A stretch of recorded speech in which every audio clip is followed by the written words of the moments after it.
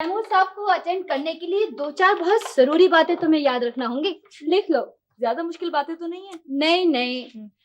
Number 1, telephone के messages copy पे लिख लेना और उन्हें दिखा दिया करना। ठीक। और उनके आने से पहले एक गरम चाय की प्याली और ये गोलियों की शीशी उनकी मेज पे रख देना।